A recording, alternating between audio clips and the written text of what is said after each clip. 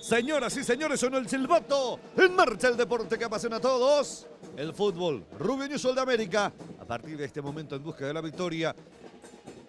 Ortigosa.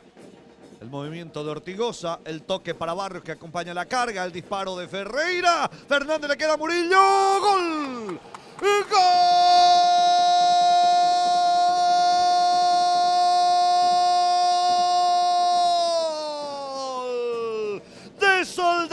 Sol de América, señoras y señores.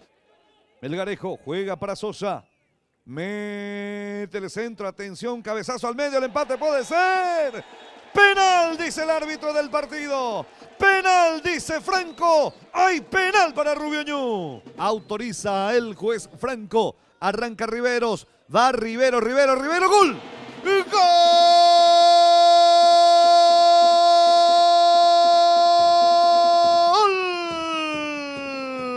Ortigosa se va acomodando. Aquí está Ortigosa. ¿Qué pelota metió Ortigosa? Va cerrando Barrios. Puede ser el segundo. Va cerrando Barrios. Puede ser el segundo. Rebote. ¡Gol!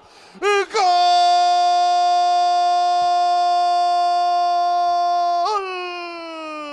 De Sol de América. Sol de América, señoras y señores. Por un lado salió el festejo de Alex Cáceres. Por el otro de Ariel Estigarribia. Entonces el gol es del 23. Ya. Y fue lo último, señoras y señores. Terminó el partido. Resultado final. Rubio Ñu 1, Sol de América 2.